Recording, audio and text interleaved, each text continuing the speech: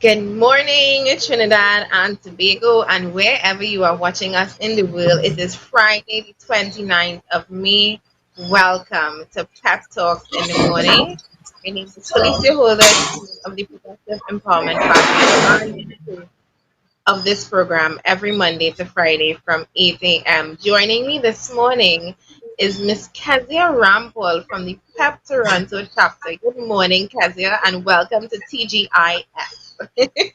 Bonjour, bonjour.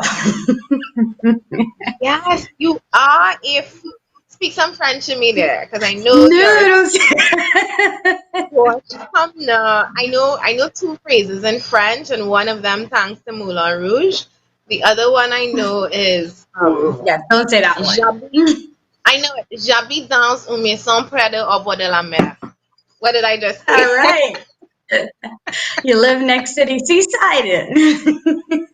Which I don't, but it is the only phrase I remember from it's the only phrase that I remember from France, France, from French class. So, for those who wondering why I have a lack of French vocabulary, it's because I literally learned that by rote. So, Kezia, joining me this morning to deconstruct that Keith Rowley post cabinet media briefing yesterday. Yes, Oh, I that's am. what it was? Yeah. That's what it was. His post cabinet media briefing yesterday. And when I sit down and I try to pick the topics for the day, sometimes it feels harder than other times, and then other times, like manna from heaven, it just falls in my lap. And this topic, the main topic this morning, which is that media briefing, you're gonna have me laughing throughout this entire show. I stopped watching the media briefings, to be honest. I stopped listening to it. But yesterday I was driving. I was looking for some Mhm. zest music. It's Friday, not Friday. It felt like Friday. I thought yesterday was Friday. So I was looking for some music to get pumped up on the what I thought was the start of the weekend. And I happened to switch on Boom 94.1. And I heard this Mhm. man's voice. Right when I was about to switch the channel, he said something that caught my ear, I guess, not my eye, my ear. And I tuned in and I was listening and I listened, and I would not lie to you. If you were driving alongside me, you would probably wonder if I was crazy. I was laughing until I was crying. It was so, I could not believe what I was hearing. I could not believe that that was what a post cabinet media briefing was about. And then Kezia, I sent you to watch it last night, and I know Yeah, you that couldn't stomach was it. wow. That was an hour and 20 minutes I'll never get back. That's, if I have to regret anything in my life, is that hour and 20 minutes. I know, and I apologize. I mean, at least I was driving, so I had, that was passing the time for me. But you literally had to pass up an hour and 20 minutes of your life, and not even that, because I don't even think you could have watched the entire thing to watch that post cabinet briefing. And please listen, I am not even drinking coffee today. I'm drinking tea because we are gonna sip some hot tea as we deconstruct this interview. I mean, having a little fun with it because it is TGIF. It is Friday. It's the start of the weekend, All right. and not only that, but I think that entire interview was clearly A waste of something. time? It was a waste of time, and it clearly wasn't serious. So from No, no, no. start We're just on there stunting as usual. literal exactly. So from top to bottom, let's go through this post cabinet media briefing, and you may probably want to get your tea right now because we're gonna sip some with this. So I he need something a started little stronger. something a little stronger, girl. We ain't ready. So he started the media briefing by talking about he has finally come out of hiding, and he's referencing the reports in the media that he has been hiding since the Stuart Young debacle, and Mm-hmm. he thought gardening with his Rolex or Movado watch or whatever it was last week, when he was in the garden. And he said, I came out of hiding to address you, and since you all missed me so much, I'm here. He repeats this quite often, quite Mm-hmm. sarcastically. He goes on to say that So he admits he was he's hiding. ready. He admit no, he said he was not hiding. He said I was Hmm. not hiding. And he went on to say that he makes himself, of all the prime ministers in our history, he has made himself the most accessible and available to the media. What he forgot to say though is that he is also accurate and accountable, because my dude spent that entire interview jumping and hopping all over those questions that Oh, he yeah, was being. yeah, It yeah. was like, Deflected. remember that scene from The Matrix when Neo was dodging the bullets and he was just like going all Yeah, that's over? him. Yeah. That was Keith. That was Keith Rowley in that interview. Yeah, In slow motion um, too. In slow motion. in slow motion. Yeah, because some of those bullets still end up grazing him. Like he couldn't avoid the heat of that the media apparently turned on him yesterday. In my opinion, they were just asking him the normal Mm, amount of question you should questions. ask. Or, I know, If right? the Venezuelan president came to discuss COVID, the current pandemic gripping the world, we'd want to know the outcome. It's, Indeed. it But involves, life and death. anyway, sip some tea. So he goes on to say, he avoids that kind of thing. He was really working hard to not misspeak. He was measuring his words extremely Mhm. carefully.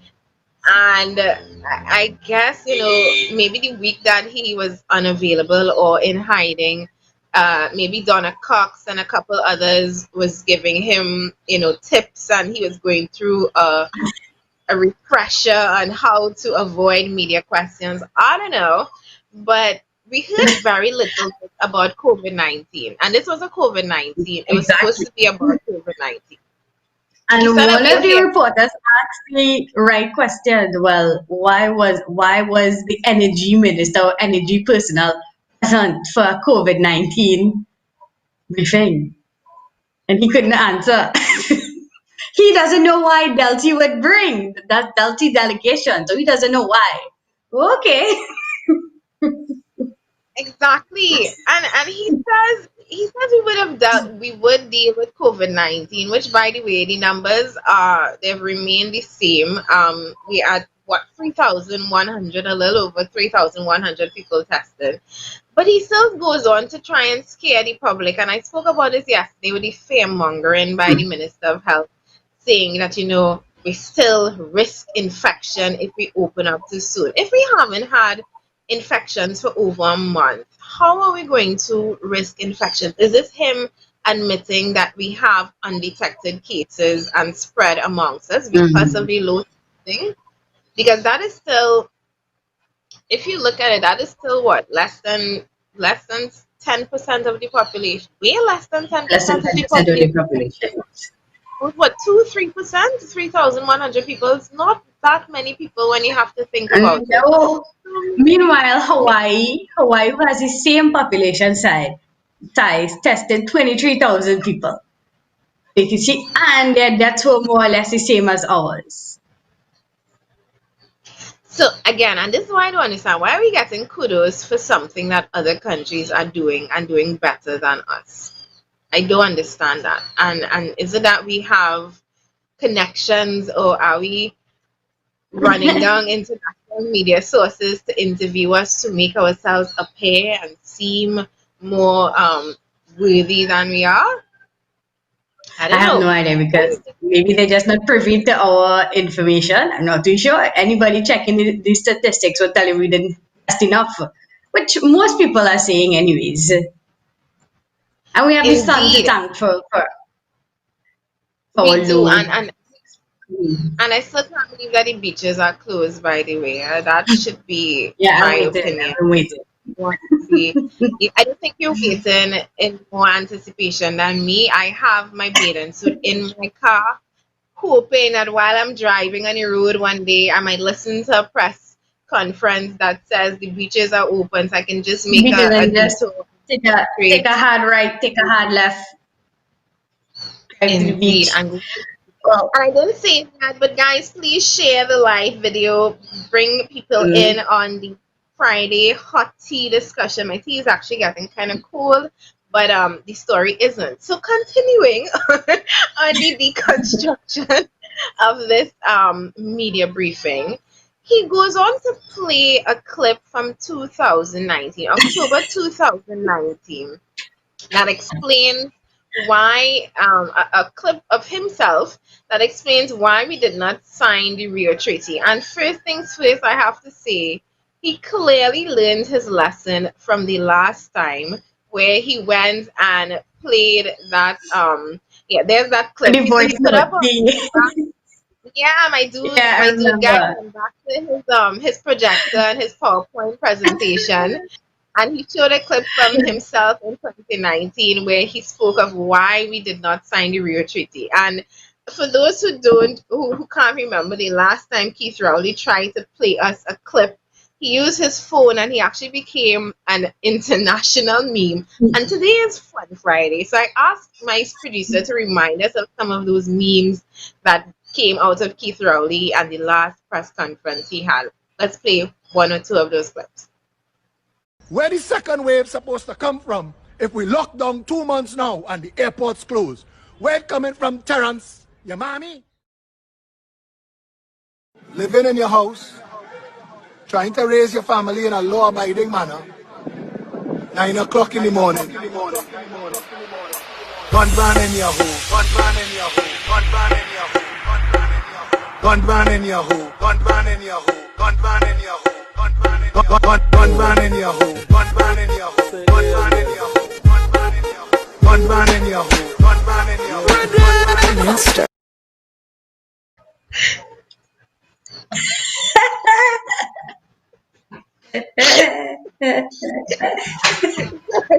Sorry.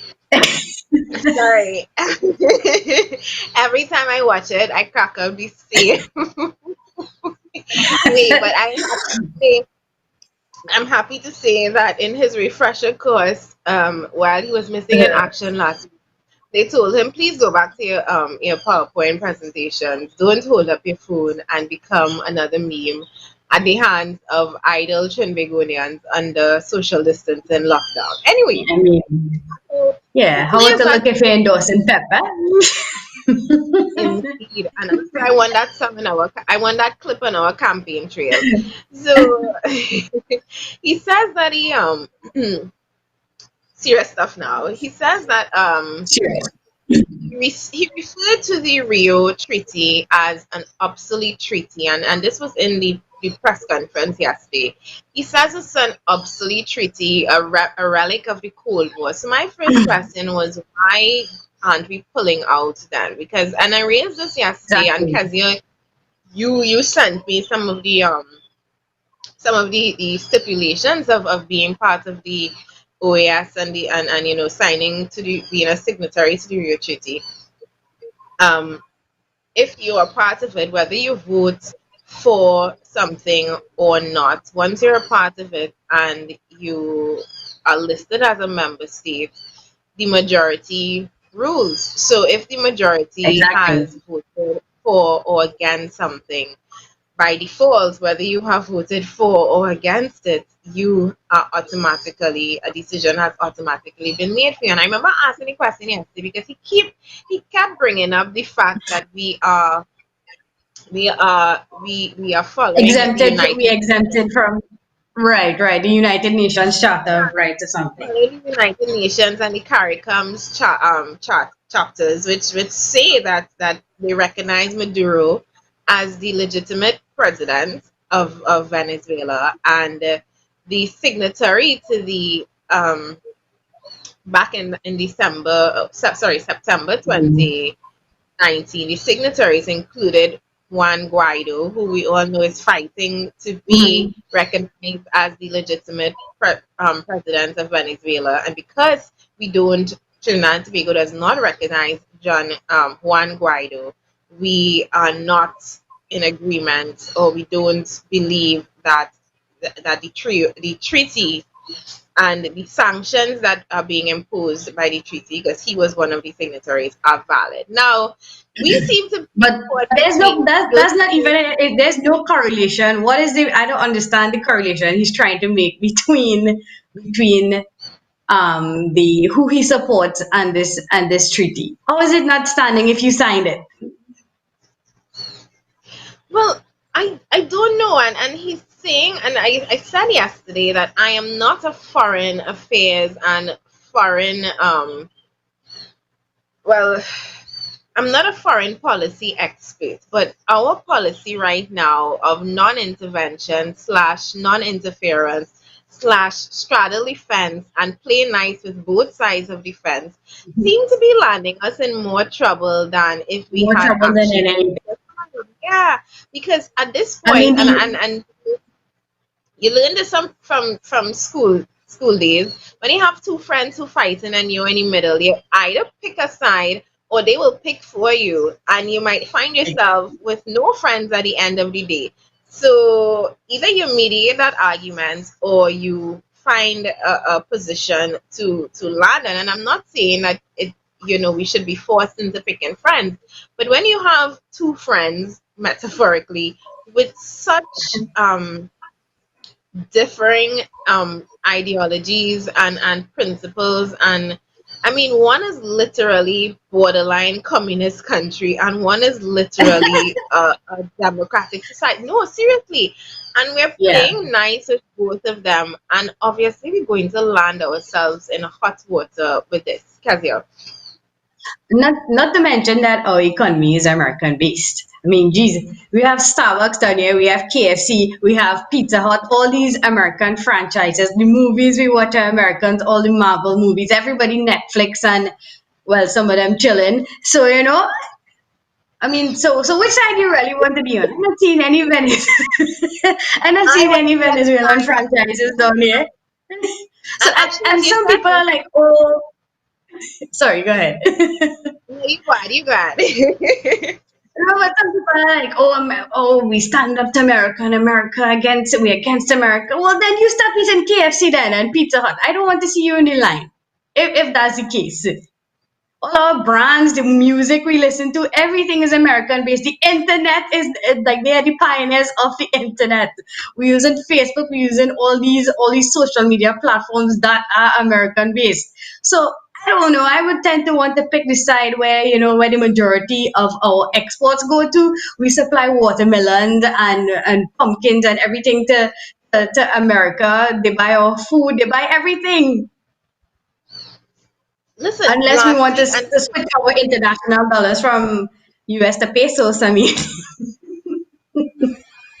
girl, don't even. Last week, I don't know how many people know this, but last week, DirecTV actually officially shut down in Venezuela. And as you said, Netflix and chill. Mhm. I remembered that particular issue. So unless we want to be watching Maduro and Delcy Rodriguez on repeat Or on the some kind of government. telenovela.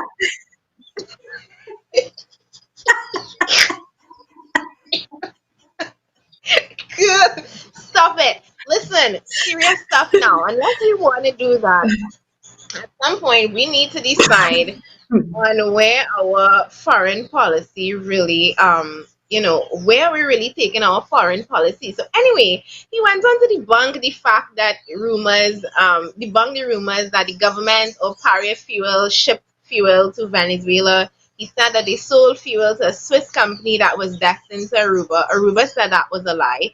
um he then went on to talk about the media not being independent. And this is where, I'm sorry, my tea is not hot, but this is where the tea Mhm. gets boiled. Because listening to Keith Christopher Rowley talk about the fact that the media is not independent, it is irony at its finest. I swear to you.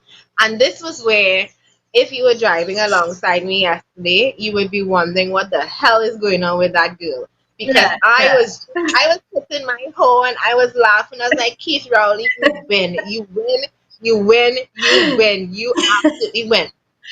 He said that the Now just call media, elections. Just call listen, elections. After that, just call elections. he accused the media of having an agenda and being biased against his government Mm. and twisting his words. And he said, how come how come we're not asking these questions of Jamaica or any of the other islands that are signed to this treaty? And I'm thinking, maybe because Jamaica did not Because have a we live in sanction, Trinidad. Exactly. and maybe because we did not have a sanction individual break, have our Minister of National Security open our borders to bring an individual who has sanctions imposed against them and a sanction plane to our shores. Maybe that's why the media is not running down Jamaica. I don't know. But how come he didn't have a problem with the media being biased when this week his Minister of Transport went Works and Transport went all over the media hopping around accusing Pep political leader of being what a political no whatever he called him using Political government failure. Yeah. Mm. stationery to attack him on a political basis. How come he didn't think the media was being biased then? Is it that the media is only biased now because they're painting Keith Christopher Rowley in a bad light? Is that it, Rowley? Come on, tell Or us. they actually finally doing their job and asking the right questions.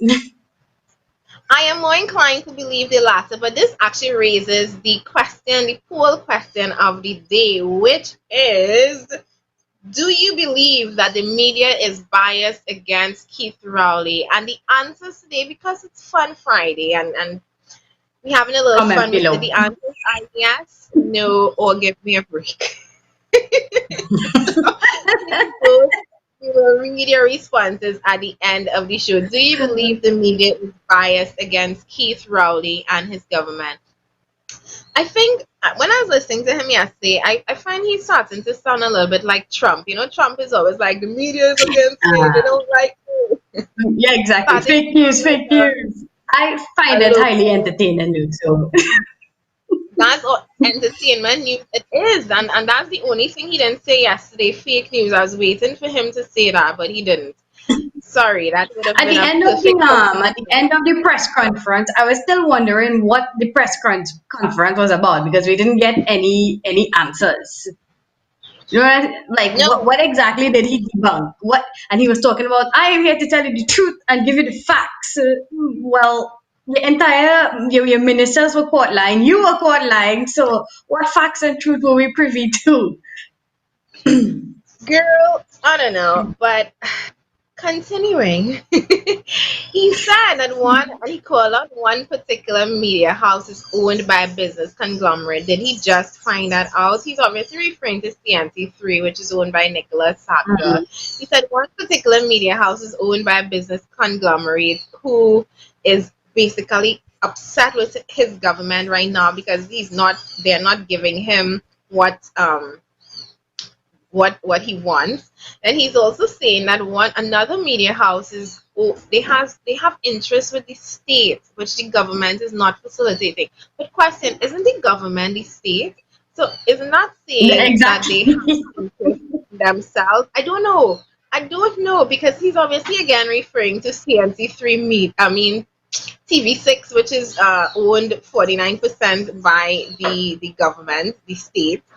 And And I I think don't one of know. the reporters asked him if the government is against itself. Then Yes, I remember that question. Are you against yourself? He also went on to accuse the media of colluding with the opposition. Listen, this man is starting to sound like it a was crazy. paranoid Yes, red I woman. saw that. I apologize to all red women, but it is sounding like a kind of paranoid red woman kind of situation right now because he's accusing the government of the media of colluding with the opposition. And oh, I was supposed to ask. I wonder if that's why the media briefing was aired on TTT instead of TV6. Last week it was on TTT. The week before it was on TTT. So, and we all know that TTT is the government station. So maybe him and the media really Wait, I fall didn't out. even seriously. I didn't even know TTT still exists. I don't think I watch any local stations for the past 15 years. So I was But on yes, you his. have I no. was on his. Well, yeah, I was on his Yes, Facebook page, watching the conference. I didn't even know. I was like, what's going on?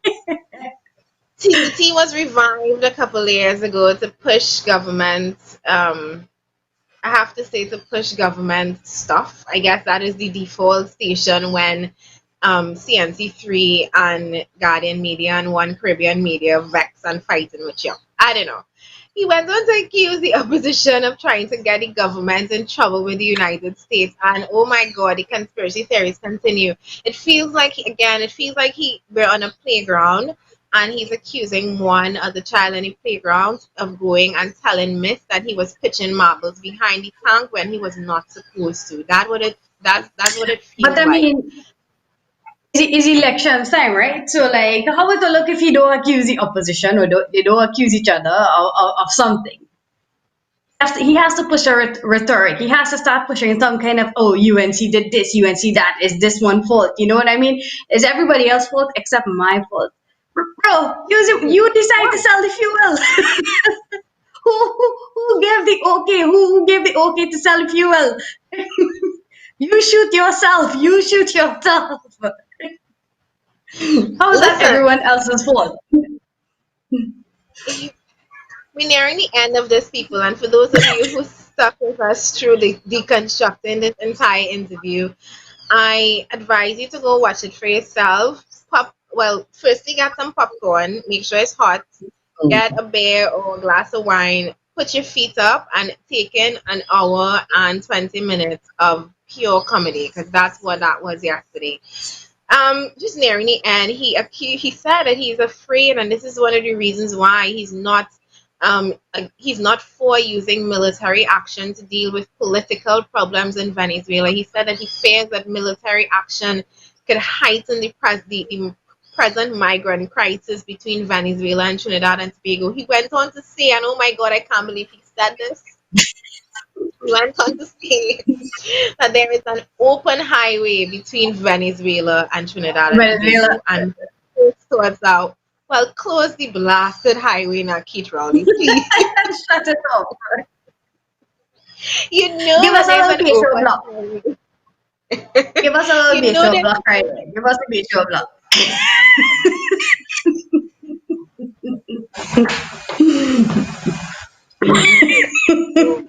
Rowley, come on. That 7 miles between us and Venezuela, that open highway that you're talking about, the highway that you're afraid would cause would be used as a channel whereby the migrant situation will get even worse. I think the answer is simply close the highway. I remember when there was that migrant Mm. crisis in people leaving, oh gosh, what's this country? Syria.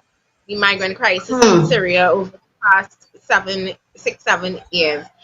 And Greece was one of the countries that was experiencing a huge influx of immigrants coming over, illegal immigrants.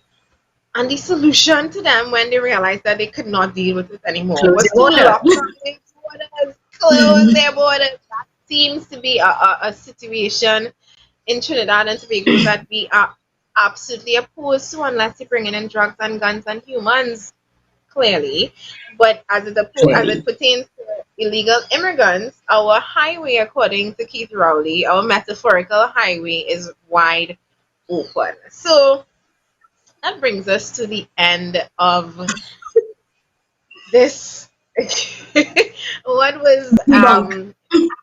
the deconstruction of that media briefing yesterday, which I think just made him appear even more closed off, even more bordering on the point of paranoid. And the takeaway from Mm. that interview to me was that Keith sounded like a paranoid red woman, and that we have no plans to withdraw from the real treaty.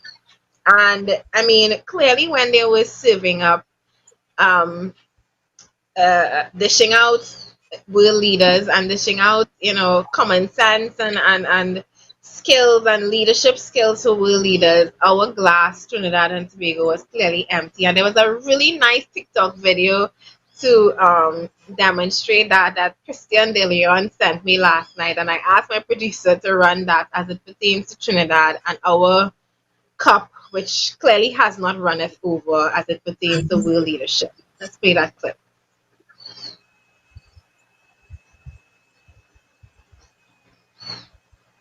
Is that clip playing? Is Satisha wrong? Listen, did he go on a break? No, he did not. Satish was my clip. Maybe he's uploading it.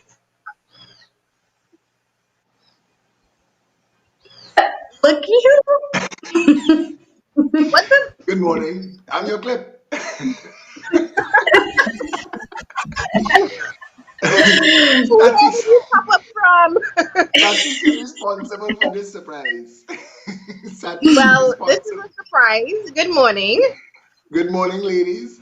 But this is Morning, Satish's morning. plan. If you're gonna buff anybody, buff Satish.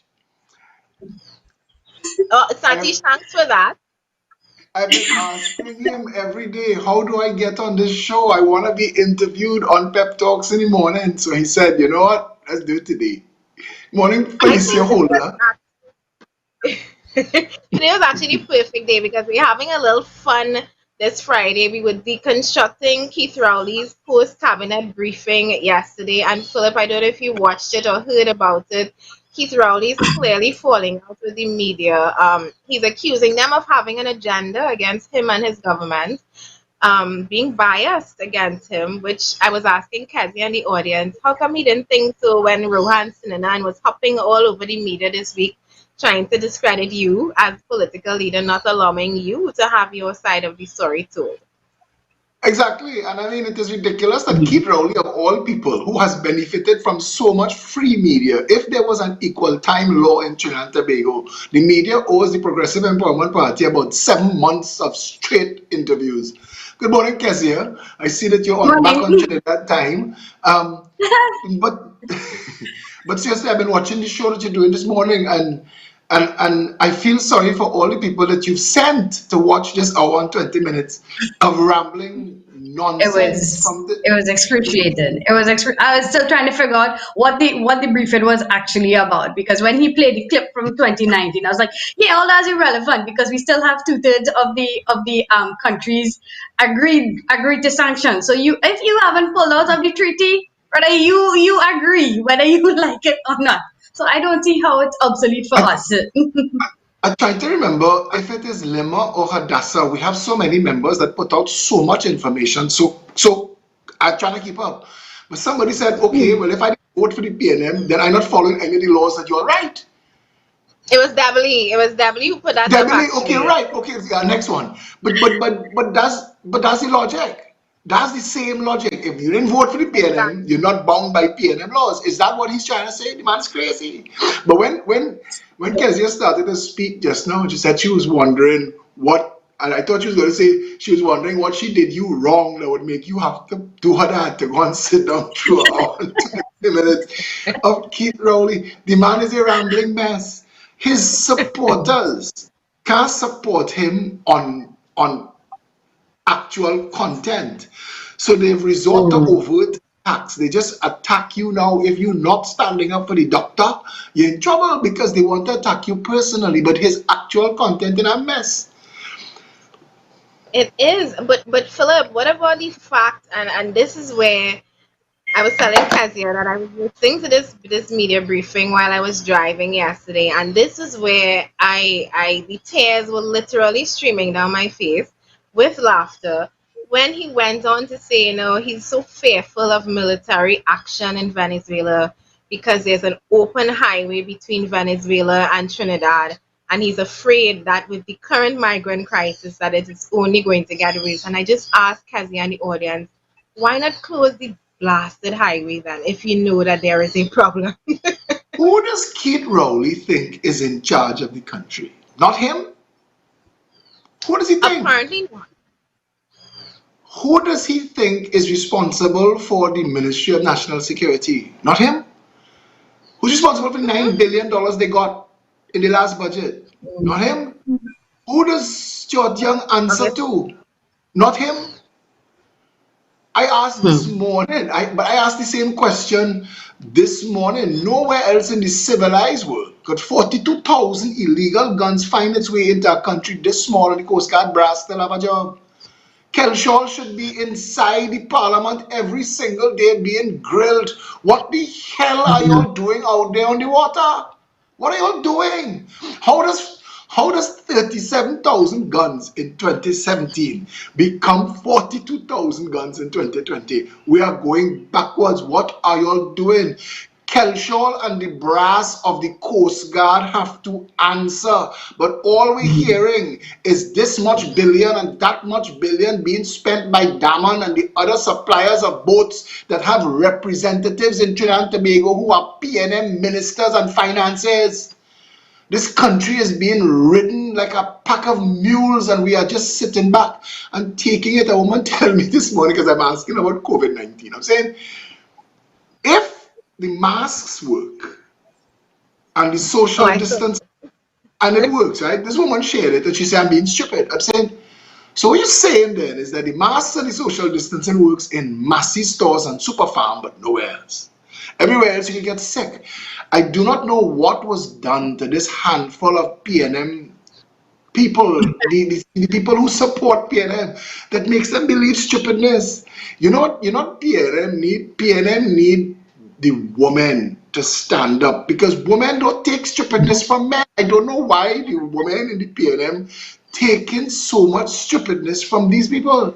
Churchill and Kit Rowley lied about Delcy. Felicia, that cannot be left to die. But I'm on your show. I want to be interviewed, and I'm happy that Satish did it without warning you so that you can prepare. Interview me, Well, no, ma'am. no, no. Listen, that was a real that was very good one, Satish. Well played. Did you all coordinate this morning, or was that done? This is a planned long time. We just want to get you off And, guard. and this is me wondering if he left. I know sometimes he walks away from the computer. I was I'm like, watching where that. I was is inside the room. I was in the but room. Tati, I still want you to play that clip for me though. That the one with the how they were dishing out governments and leadership. I want revenge, I can't fake it. I see the look on your face, I drop my clothes and I can make it. Not for you, but for him. It really feels like that. It really feels like that was us. When he reached to Trinidad and Tobago, he's like, no, y'all don't need any, because that is the exact situation right now for Class us. empty. You And you have that's me not about, crying. yeah, Tears coming out my eyes. It's ridiculous. It's stupid. It's crazy. But I went to get my we were tea as well because I heard Felicia advertising tea this morning. I thought she was going to say, we're sponsored by Lipton or somebody, because she switched from coffee to tea. I said, well, right, we're drinking tea as tea sponsor.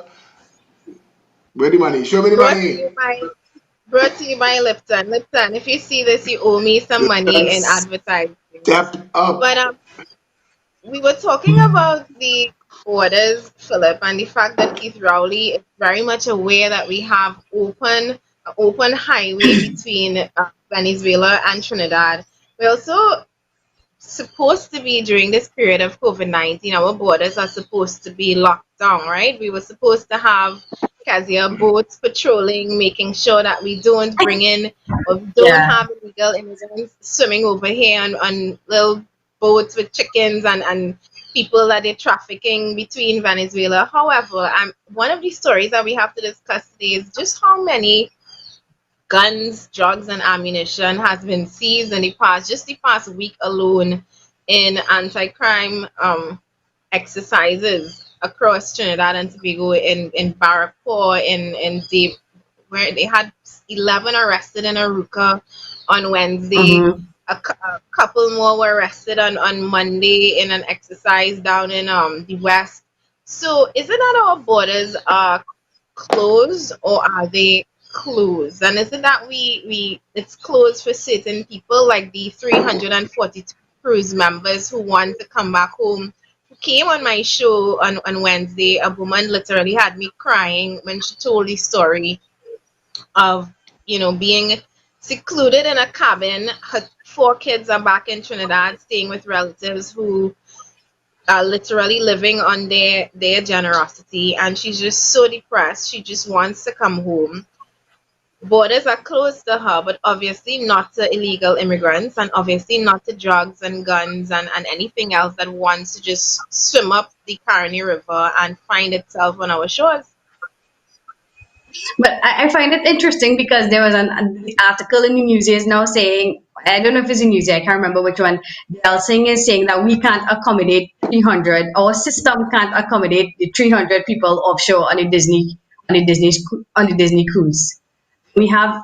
So how much hospitals we have? How much beds? I don't understand. Didn't they boast Why about can't we 1,000 accommodate? beds? Didn't they But boast that's it. about That's Exactly. 1,000 my beds? question. That is my question. But these people Currently, are I these think people even positive? a Sorry, month ago, I didn't. about a month ago, he was boasting that we had established a parallel, and he felt very proud. He pat himself on the back to say that we have developed a parallel healthcare system that can run All you, simultaneously all with you our damage, collapsing health. all you damage the Alsing with your mommy. The man don't even want to talk again. He don't even want to talk in public again. They damage him. They hurt him with that. They hurt him. They hurt him. He afraid to By talk. the way, go ahead, go ahead. I know you. This is your show. I'm a guest. I was going to say, by the way, we have, and it should be releasing today, and Sasha Ali is working, who you know as Maze Ali on Facebook, is working very hard behind the scenes on this. We have, following on the trend of the 9 o'clock in the morning t-shirts, we have a Yamami t-shirt coming out. So Don't be joking. please place That's your so pre-orders. cool. That's so cool. Though. I like that the merchandise team is so on top of these things. I like They that. are. I like Please that. place your pre-orders for your mommy t-shirt. You definitely. Oh my God! If this was carnival time, that's allowed. Yeah, mommy. That went viral. Dude. No, but I listen. The man gets so confused. He called a public meeting, and then he realized, wait a minute. I've announced a public health emergency. We can't have a public meeting. He put along his own post. They, So they then, confused. so then he basically admit there's no second wave. He basically admit there's no second wave. Look now. Look now. No, but Felicia, back to your talk about the highway between Trinidad and Venezuela. The only highway they have between Trinidad and Tobago is the Delcy Rodriguez Highway. And we need to understand how that highway came to be in existence. Our Prime Minister and Minister of National Security had a clandestine romp with international drug lords. That's the story, you know. That's the whole story right there. International drug lords met with the Prime Minister and Minister of National Security of Trinidad and Tobago on short notice. A plane load of drug lords. And we talking about sanctions. Where's our actual law enforcement to investigate what the hell went on in the fantasy that night? Where are they? Whose job? If I ask you that this morning, nobody knows.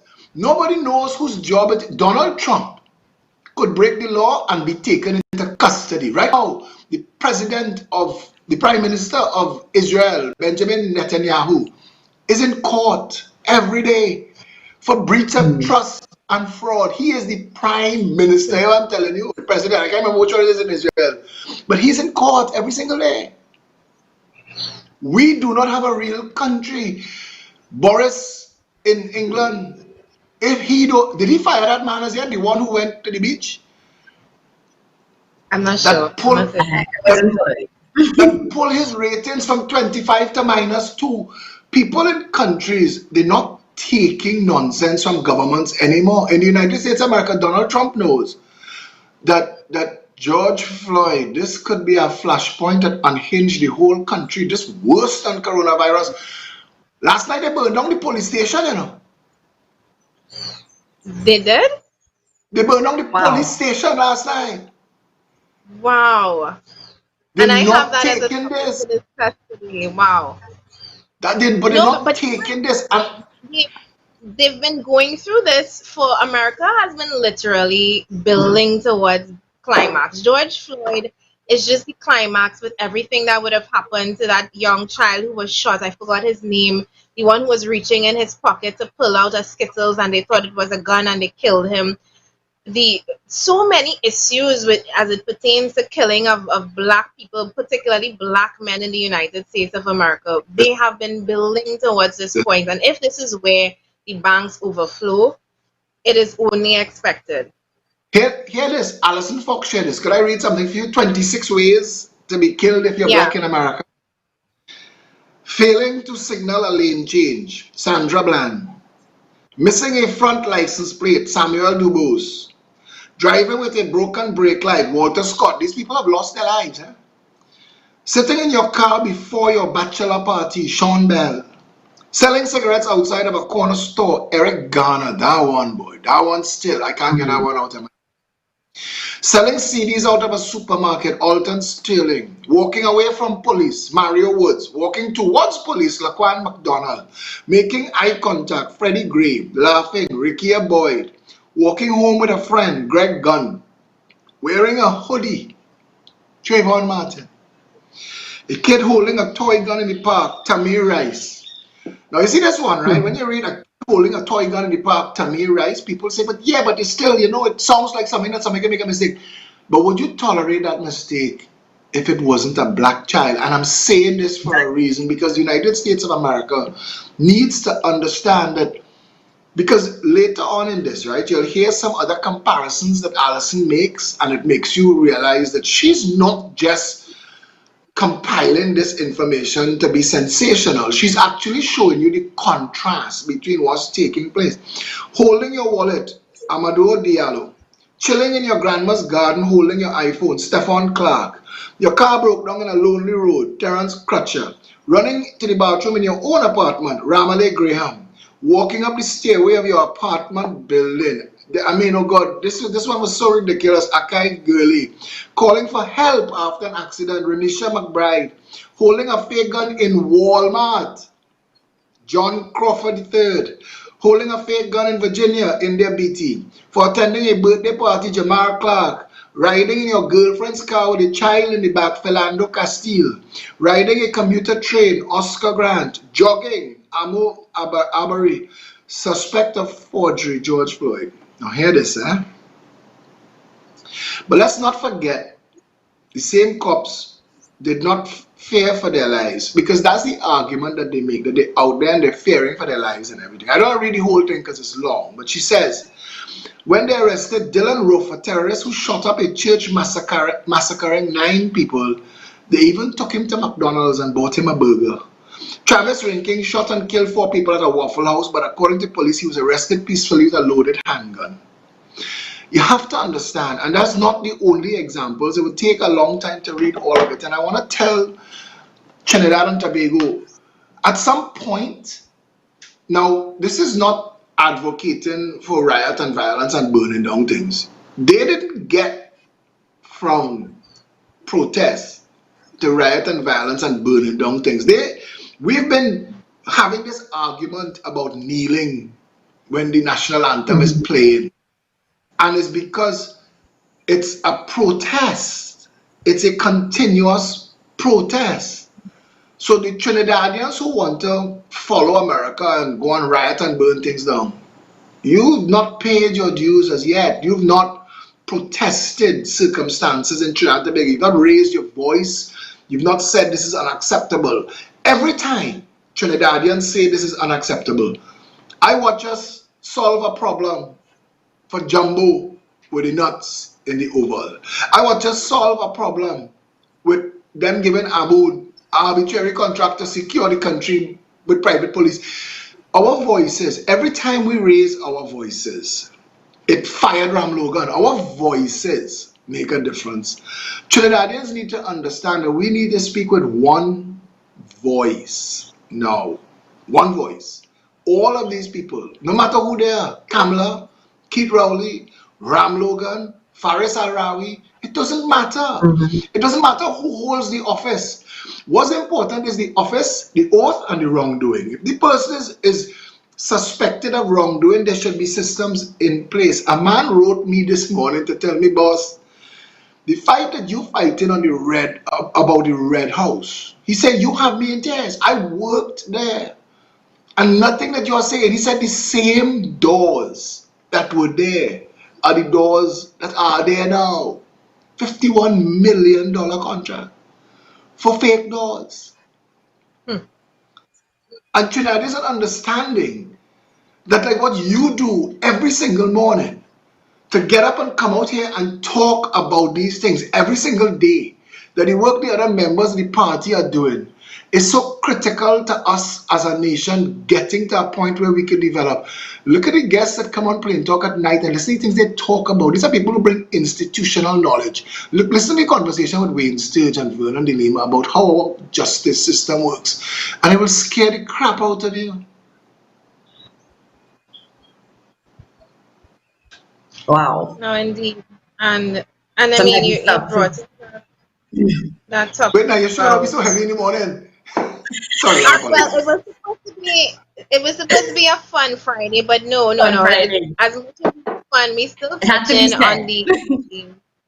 on the important issues, and that one with the guy who was Mr. Floyd. I can't remember his first name. It's slipping me right now. George. Was it Derek George Floyd? Yeah. That particular issue, and I had it tabled to discuss, particularly the response to it by people, and I'm seeing some people who have called themselves non-political actually speaking out and saying what I finally, kind of applaud and say is the right thing. This is no longer about who you're supporting and who you're voting for. It's basic standing up for humans as a human to another human. And you said it, Philip. We have done it in the past, but we just, I think as Trinbagonians, we're not certain of our voice. We have victories, but we don't even recognize them as victories. That time that you blast out this woman for her Syrianness, not her 1%ness. That was one of the few times I saw Trinbagonians stand together, and I see people like, I don't like that man, but what he says is right, and we stood together then. When we stood together against the Abood contract again, that was another victory for us. When we stood in solidarity with the doubles vendors, and as much as Keith Rowley and his tantrum shut down food for everybody, I still considered it a victory because it was not fair that one was able to operate and the other was not, even though they were trying to use the same rules and the Agreed. same precautions that the other one was using. But we as Trinbagonians, I don't think we have yet realized that those things that we are accomplishing are milestones, and they're so small milestones when you consider how much more we can accomplish if we really stand together. I was thinking about it, and I was thinking, what makes people get to the point where you'd go out in the street and riot? What makes you say, to hell with my personal safety, to hell with my personal freedom, to hell with what people see and think, this issue unacceptable? Because Trinis have reached that point where we rioted with our voice, as you said, right? But you ask a question, and I think that until we get past the racist division, because I swear to you, I see racism in Trinidad and Tobago, but it is such a small thing. It's not we're not really a racist country. Because No, if not. you look at how we live, and I have been, because of politics, I've been people watching for years now. And if you stand up in a gym and watch the people who come in the gym, and it's usually two people, because everybody wants a training partner in the gym. Check it out. How rare it is to see two people of the same race walk through the door together. That is more rare than seeing people of different races.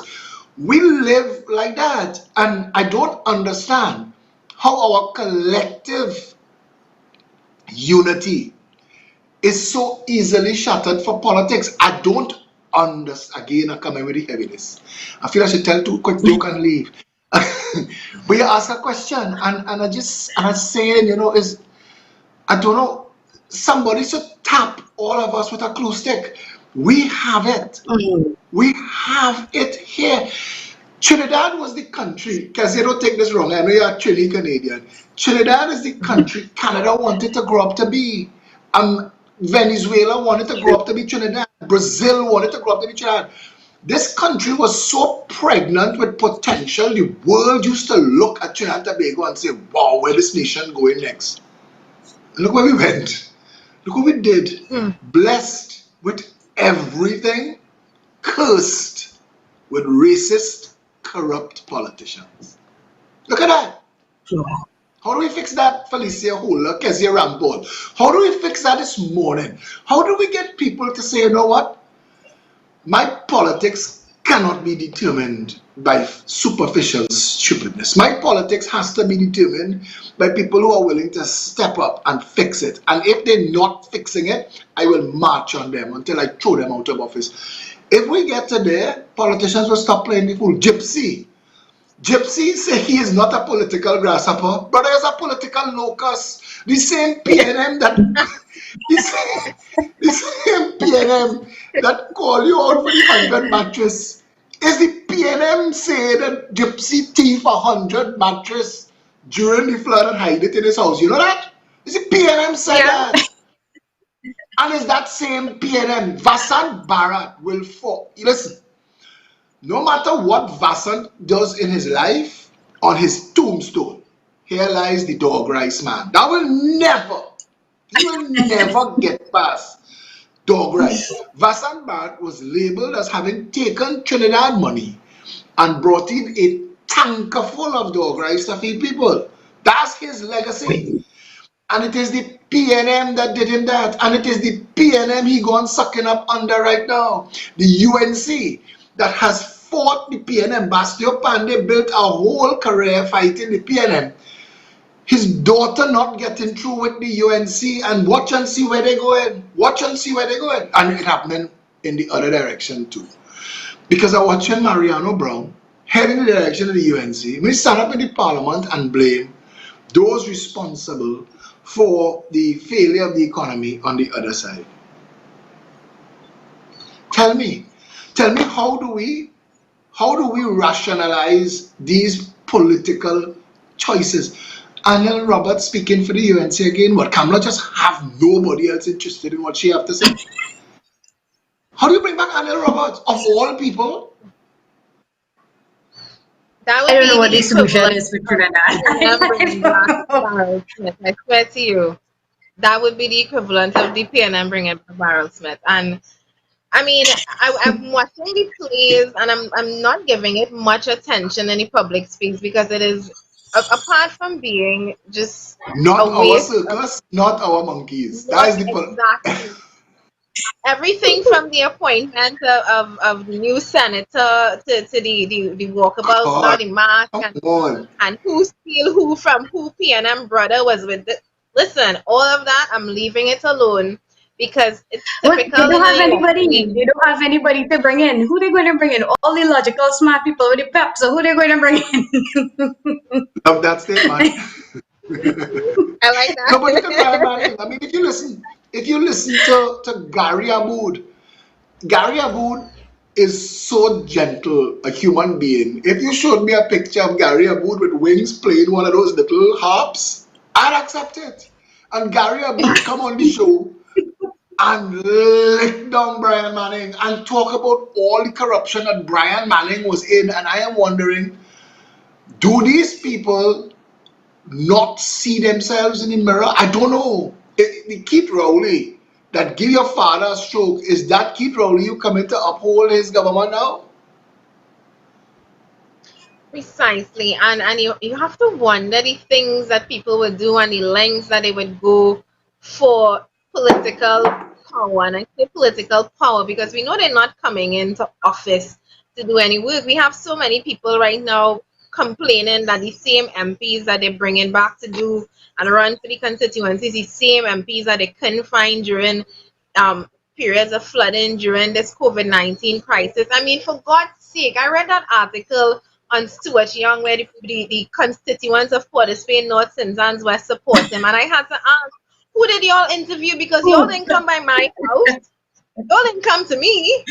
Because had y'all come to me, I could have itemized everything that he has done for Port of Spain, North St. John's West. And it's the sum total of that is adding a shade over the bar on Pigot's Corner. So that when he having his little political rally, yeah. He might get a little ornery.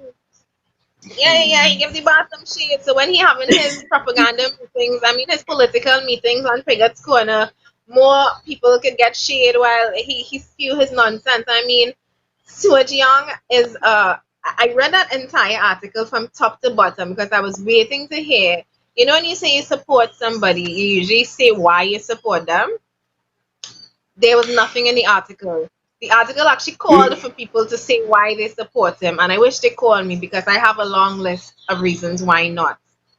did you read Anne-Marie Dulal's post about why she's in PEP? Why she's a pepper? I did, and I want to read that out actually. Go ahead. You have it? It's on my wall, it's on my profile. I'm looking for that now because I saw Because it last night and I want she to. was so she was so clear, and she's encouraged other people to start thinking rationally about why they support what party they support. And when you check it, I So on found it. her, if you go on her wall, you'll find it. All right, I'm reading it now. I am a pepper. I am a pepper because all our political parties past have failed us as a people. I'm a pepper because as a proud Trini, I will not tolerate BS. I am a pepper because as a proud Trini, I know that in order to find solutions, we have to go out and look for them. Or failing that, we create a new and better reality.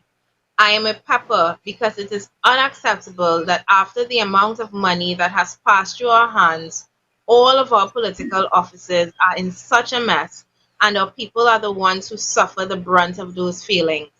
I am a pepper because we live on an island surrounded by water and we have above average rainfall, but our people cannot access pipe-borne water 24/7. Yet, there are countries in deserts that can.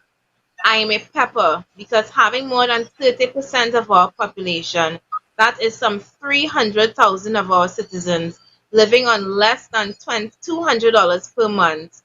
I think she meant $2,000 per month, is offensive in a I think she's country talking such as US. US, okay, is offensive in a country such as ours. This, whilst we have a few who are multi-billionaires created from our patrimony. I'm a pepper because our leaders, time and time, have failed to bring the narco entity before the courts.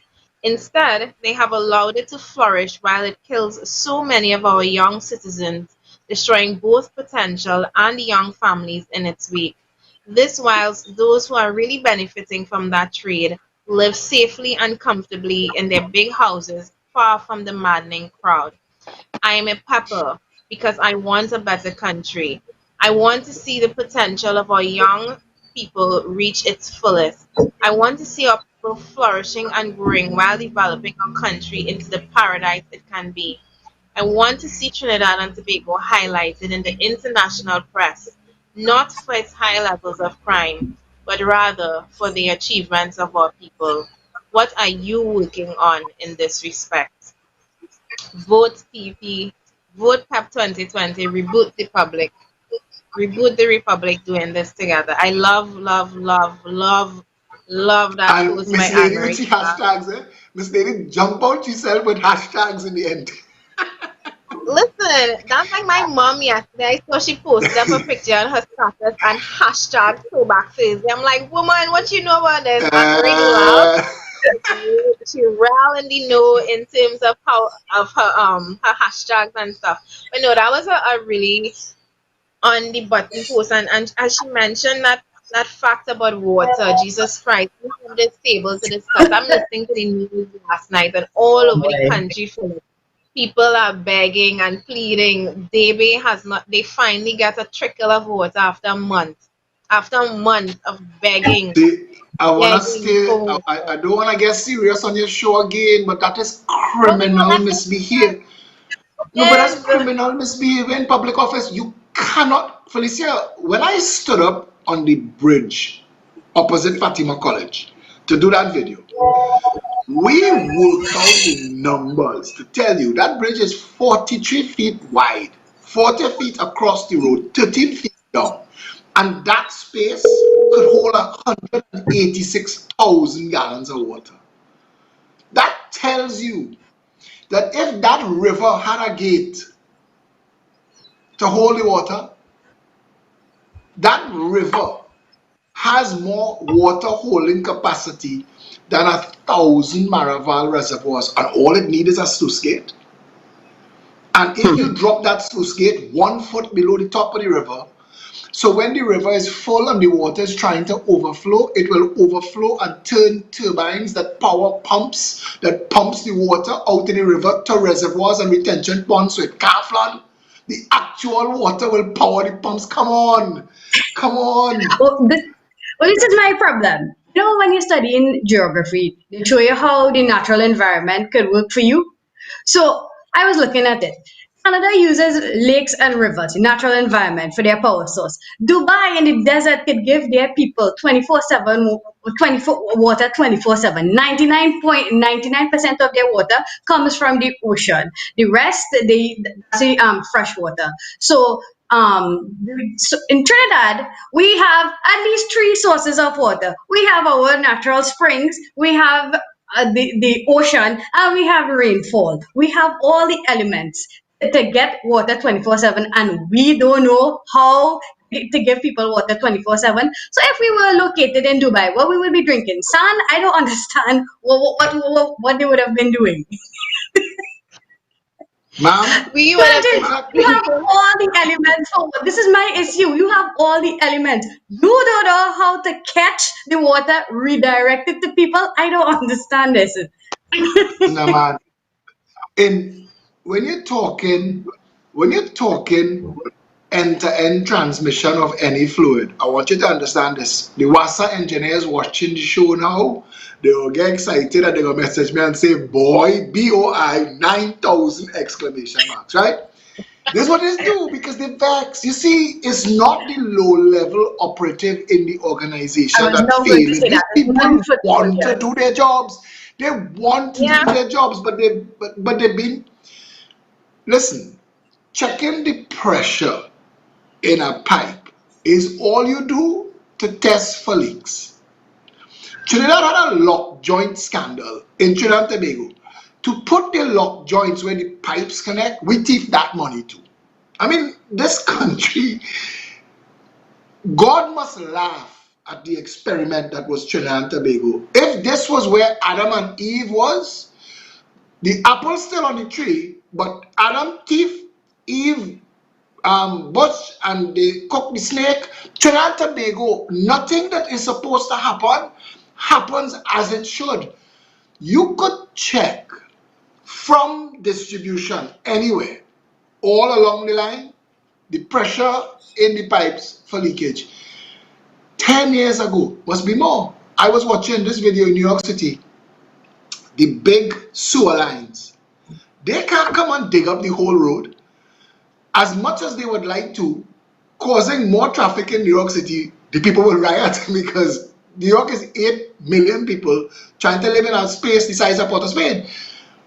They have these sleeves that they send down in the sewer main with these remote operated vehicles that just carry the sleeves, blow it up with air, the space between the sleeve and the pipe, they fill that with silicone, it is UV hardened, and they go their way. Pipe inside a pipe. Move on. So in then, Trinidad and Tobago, shut down the road for 2 weeks. Man lineman on the side, while two man actually digging the hole. Then 2 weeks later, after they pitch, somebody come and dig it up. That That's is funny. our reality. If this was Trinidad, we give 3 different people the contract to bring the sleeve, the vehicle, and the silicone. The 3 that come don't match with each other. We have it, we accept it. By the time we find a way to get them to work together, somebody thief one, if not all. This is not a real country. It seems to be set up to so overwhelm you with wrongdoing that you accept. When we say nothing don't work, we accept that that's Trinidad, nothing don't work here. Nothing don't work. You accept it. I was thinking Pep's idea of the board of supervisors could be something that could fix so when you have water leaks and so on the roads, right? Who do you call for it to be fixed? How many hands does it have to go through for get that one okay, and how many levels you have to go to. So if we had the board of supervisors, the person, the supervisor would be in charge of fixing all of those things. So you don't have to go through all of these levels for this minister to sign off on this one pipe, and this partner need to get a pipe, and everybody need to get a kickback from it. So you just going through your board of supervisors to fix your problems in your constituencies, or whatnot. So I think that could be a really good idea where our model of governance could work. But ma'am, local government is a second level of thieving. Trinidad and Tobago has levels of corruption. By the time the people, Monty Python, if Monty Python made a show called Trinidad and Tobago, he couldn't make these jokes up. He couldn't. People say this is not real. I can't believe that we say some of the things that we say. If you went to have surgery done and the doctor show up in the surgery with a chisel and a hammer, you might accept it because I'm in Trinidad, I have no choice. And the doctor will explain to you, I'm supposed to have a scalpel, but somebody stole it on the way in here. So we gotta try and work with this. And if you don't let me work with this, tomorrow Rentokil come in to fumigate all the ORs for bats, monkeys, and snakes. You're making that joke, but you know they found a wild monkey in the hospital this week, right? It's not that. International. Let me tell you. It was on it. Alicia, Kezia, if you read the release from the Northwest Regional Health Authority, who were, I want to use the word, they were adamant that no snakes were found. But You accept, they were you okay with accept the that wild monkey. monkey was found, right? But you take serious umbrage to the rumor that a snake was also And there found. was a snake. Bitch, please. This is not a real place. This is not a real place. I swear to you. And I have That's friends. the charm of friends Trinidad. who That's the charm of Trinidad. I have friends who not. I don't know them from politics or anything like that, but they based overseas and in Canada and in New Jersey. And when I posted that story, they private messaged me in my inbox. It's like, is this true? You Is it already fake found news? a wild monkey in your hospital. And I mean, sometimes I have to be cautious that, actually, no, I'm not even cautious. This is who we are. This is how the world sees us. We can't hide it. We have wild monkeys in our hospitals. We have hyenas in office. I mean, it's just who we are. But I wanted to go back to that water issue, though, because I was reading the report that the Hollis Dam right now is at 24% capacity. The Navet Dam is at 29% capacity. And I'm listening to these numbers, 24% and 29%. I'm listening to these numbers following, Philip, and Kezia, following a news report by Seguni that is telling us to prepare for extra rainfall in the upcoming weeks. Rainfall that can surpass the rainfalls that we experienced in 2018. And I'm trying to understand the logic of having empty dams during the dry season and taking all of that water during the rainy season and either washing it out to sea or watching it climb up the living room. And this, it boggles me. It is mind-boggling. It is infuriating. It's frustrating. That little boy who skated that water on Fitzgerald Hines, he did that out of frustration. The fact that the magistrate or the judge didn't see or understand that. You see, I gotta be careful what I say because people listen to us, right? But a pressure cooker doesn't go off in the first minute that you put it on its stove. Pressure cooker builds pressure. And you need to be able to control and release and manage that pressure. And the magistrate or the judge or whoever it was in that case should have reprimanded Fitzgerald Hines. That it is not conceivable that so much rain could fall. And I want to say this clear. It is not conceivable that so much rain could fall that these people could have water up to their knees in their living rooms and still have no water in their taps. That is not conceivable. You have to go out of your way to be this incompetent. The water is literally trying to come to the people. If you don't let it into the pipes, it'll come to the road and the street. Because that's what it did. Yeah. And instead, this man was punished. This is not a real country. And when we say the Progressive Empowerment Party makes no apologies, we want to undo and redo the entire country. We want to go back to 1962. We want to fire every public office holder in office right now. Come back with your resume and your track record and apply for the job. Tell us why you should have the job. Because the public looking. And the public, Trinidad and Tobago, you said it earlier, Felicia, you said it earlier, and I want to tell you something. Trinidadians will find their voice when Pep is in office. They'll run people out of town on a rail, you know. Don't. All the talk Patrick Manning thought he was father of the nation. They stole him with rotten mango in Balize house when Chinese get vexed. Don't mess with me. When we get back indeed. And it's 9:17 a.m. normally 9 o'clock in the morning, and we have gunman in our whole city. Jesus Christ. I apologize. Every time I make that joke, I apologize in my head beforehand, but I can't help it. Luckily for us, we have gunman on the show today. And we usually open the line for you to call in and talk your talk from 9 a.m., but we did not do that. But just letting you know, the lines are open for you to call in to discuss anything that you would have heard on the program this morning. If you would like to raise your own questions, you were very shy yesterday, so let's see if today you have more. Is this where I should leave? Is this where I should go? You want to leave? I thought you were staying for the rest of the program. That's your punishment for sneaking.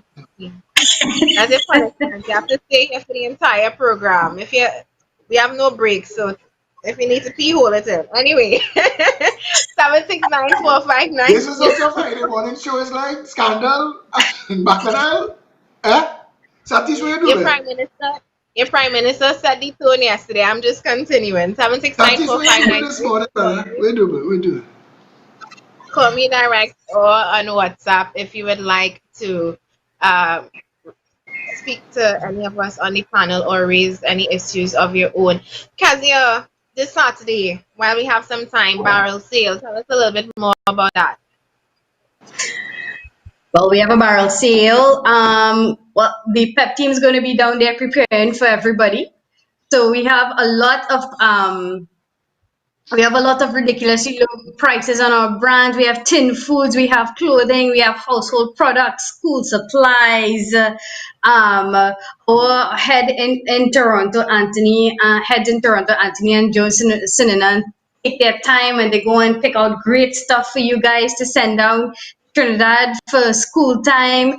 We have school bags. We have a lot of things. Great prices. We do the shopping ourselves. We contribute the overseas chapter from New York and Miami.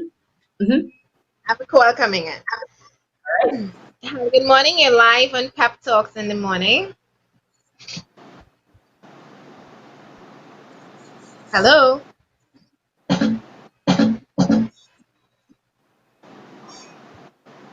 Okay, I'm not hearing this caller. So if you are trying to reach me, you'll have to call back. I think my line is plugged in. So whoever was that caller. The UNC announced Marsha Riley as a candidate for Diego Martin West. And Marsha Riley, her claim to fame is that she had to fight the same UNC to get the school that her child was going to open. It was under the UNC that the whole Arbor fiasco took place. And Marsha Riley was one of the leaders. This is how I met Ian Griffith. Through Marsha Riley. Through protesting for Arbor School. And I wonder again, and I'm asking Marsha this morning, because I see the announcer for Diego Martin West. So they had to fling something at Keith Rowley, and Marsha have a big mouth, so they fling Marsha. But I want to ask Marsha Riley today, where is your integrity? that you could stand against, I don't mind losing friends, eh? I don't mind. I don't mind losing friends, and I know Marsha Riley well. I don't mind losing friends. It's like when I call out Rocky Garcia. There are other people who've done as well. You campaign against Keith Rowley for decades, and then all of us you're campaigning for Keith Rowley. Come on. Who are you? Who are you? Who are you in the conversation, Brian Manning? Who are you in the conversation? Keith Rowley boasted to the nation that he went to Moruga and called down Spirit Lash on your father. Who are you in the conversation, Brian Manning? Who are you? Look at it from both sides of the coin. What do PNM people see? If Rudal Munilal was to cross today and show up on a PNM platform in a Balize shirt, the same people who talking about Rudal Munilal build a mall in Holland championing Munilal. Is it that once you're in the cult, it doesn't matter? Is that it? Clearly, Is it that it don't matter. is it that the cult is more Clearly. important? And It that don't word matter. that you It just don't matter. That's why they could switch sides. Not that my Ping pong respect supposed to politics. come. Not that my respect supposed to come for anything, but I fought alongside Marsha and Ian Griffith and the rest of the parents that fought for Arbor School. Let me just take this call. Hello, good morning. You're live on Pep Talks in the morning. This is the same person calling me back, and for some reason, I am just not hearing them at all. So I'm going to assume that this person is having some difficulties with their phone. Either that or my phone has just given up on life, but I don't think so. You should show the world how much crack that screen have. Oh, I'm hearing you now. Hold on. Don't be making me out, huh? My baby came and gone. Where was my menu phone? Hello, good morning. No, we're not getting any audio from this On call at speaker. all. It's on speaker, it's plugged in, but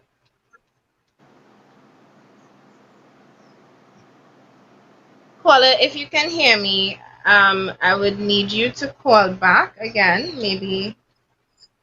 Hello? Yes, I'm here. Oh, You hear great. me at all? Yes, I am hearing you now. Good morning. Wow, finally. Finally, Yo. yes. Morning Felicia, morning Kezia, and morning to the gunman in chief. Salute. What's up? Anyhow, Morning, good now morning, talking good morning. about the emotional meltdown that the Prime Minister had yesterday. Yeah, the man looked like he wanted to cry long tears. Felicia, you was alone crying, I was crying too. Just me. The man had something close to a mental breakdown. He And did. it got even worse when Akash started suffering. But you know what the worst part though?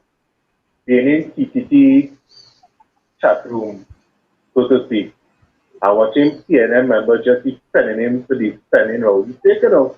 Then defending based on facts, then defending based on any tangible evidence whatsoever. Them just defending for defending him safe. And he starts saying that they have no substance whatsoever, they are the result of personal attack. That is how shallow and stupid a lot of them are. And next time I do not is this was a issue all over again. I looking outside right now and I see the place overcast and I look like you didn't want to come. But yes, still start saying country and water it up. As first rightly said, I got criminal offense. It is. And I'm sorry, but because the dinner was a farmer, I find they should have signed themselves down in Woodford Square. And Lord, obviously, like seriously. Because what things are basic human rights, it can be doing to go that. I reckon it. Exactly. Absolutely well. Absolutely well. And who decided to act like a little boy and attack somebody politically. I find very funny thing, eh? Every piece is so irrelevant, right? Why two stuff was not up? Why not just like ignore them? That don't make sense to me. So that means EP renting your rental station right for free then. relevant party already. Indeed. Exactly. And the last point, I find it so funny that UNC claims to be this big great party, but they're ripping off PEP ideas. How does that Watch, work? Imitation watch. is the best form of flattery. Ask them to implement it, though they'll be stuck. Implement what? You couldn't even implement their own policy. They want to implement ours? Come on. Come on. Anyhow, to the chief gunman, salute again. So it's Listen, here. It's here. Have a great day. Out. Thank you. Bye-bye.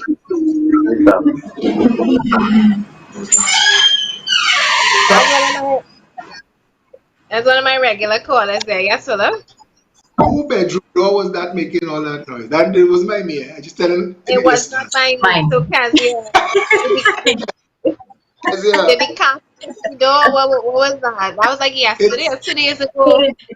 This house is 20 years old now. It must have some creaks. it sounds like Dark Shadows. I saw Barnabas calling coming to the show.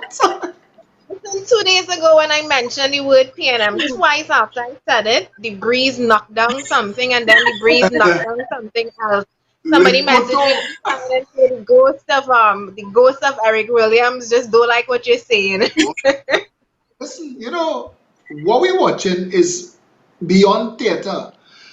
Fuad Abubakar is putting out a comment this morning. Good morning, everyone. Last night I met with Ms. Camille Robinson Regis, Ms. Fitzgerald Hayes, and Mr. Foster comments. The internal issue regarding my screenings were not yet rectified. Now, until the Jamaat al-Muslimin apologizes for taking up guns against the parliament, how does the political front of the Jamaat al-Muslimin get to be in the parliament? This is a mad nation. If America was Trinidad, Bernie Madoff would be Minister of Finance and Timothy McVeigh would be Minister of National Security. This is not a real country. You could blow up police headquarters, shoot up the parliament that just cost us. We just spent $500 million because of what Baka do. Come on. We're not a real country if these are the things that we're doing. It cannot be. I don't want to read the rest of that release. I want to tell Fuad Abubakar, I tell him all the time, I say, brother, I have no problem with you, but if you're fronting for your father and sanitizing your father's past, somebody has to come straight to the country. Either you stand for democracy or you stand for the rule of bullets in the parliament. Because that's what you did. That's what you did. You held Dominic Kaliprasad. When you read Raoul Pantin's book, Dominic Kaliprasad was taken out behind TTT to be shot in the head. He defecated in his pants. TV6 Dominic Kaliprasad. Raoul said everybody knew who their assassin was, whose job it was to kill them. Think that through. Think to the fact that the PNM and the UNC both had leaders absent from the parliament on Friday, July 27, 1990. This is unacceptable. And Kamala silent. Listen, Kamala's silent against like a church mouse because Kamala wants every 2-3 votes she could scrape up. She moving like a mountain skujum. Anything she gets, she taking. Friday morning, you tell me I could talk like that. The PNM and the UNC is offering nothing of substance to the people. I'm getting calls every day from people of respect in this country that's summoning me for conversations that want to be clear on the PEP's policies, on finance, on the parliament, on the Senate. They want to know these changes because they want to know if this lines up with first world policies and they want to know if they could get on board with that. And if you take the time to read the Progressive Empowerment Party policy on just constitution reform, just the things like referendum, if Trinidadians understood the power of a referendum, if they understood that the referendum gives them the power that would prevent Faris Al-Rawi from legalizing marijuana for only Nahus to grow and sell. So you're celebrating that you could own 4 plants and smoke your kushum pen. No problem at all. Light up, get high. But they're not doing this for you. They're doing this because cannabis is the #1 growth export crop on the planet and has made the United States of America filthy rich. I asked the question this week, when police going to burn weed farms, do we remember to leave back the 4 plants that we are entitled to? Because you're hearing over and over, they burn this field in Rio Claro, they burn that field up in the bush. And at what point do we as Trinbagonians realize that that victory that we claimed as a victory back in December 2019 was not a victory at all, because you were smoking weed anyway and you're going to smoke it now. We're growing it anyway, Exactly. except you still can't export it. You still can't legally sell it over 30 grams. What victory did we actually get? West Indian Cannabis Company was set up to sell hoodie and jeans. I's a monkey. I's a donkey. Yeah. Go saddle on my back and ride me. I that stupid. You form a company that's so close to West Indian tobacco. You form West Indian cannabis. You telling me that wasn't your intention?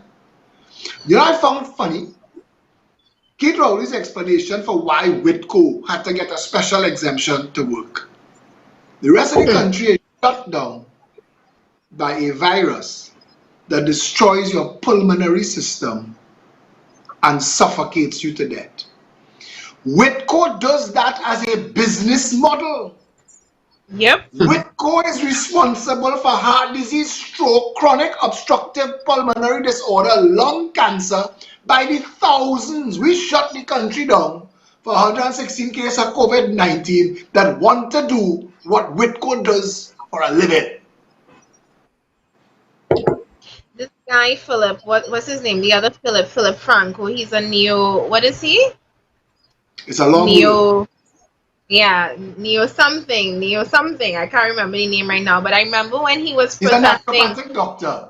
He's a naturopathic. Naturopathic doctor. Yes. Mm. I remember when he was protesting, it was for that particular issue that Whitco was able to open and operate, whereas him, as a man who's selling cures for the things that Whitco is causing, cannot operate his business. And I mean, how much more upside down can we be as a country? I sat in a communications lecture.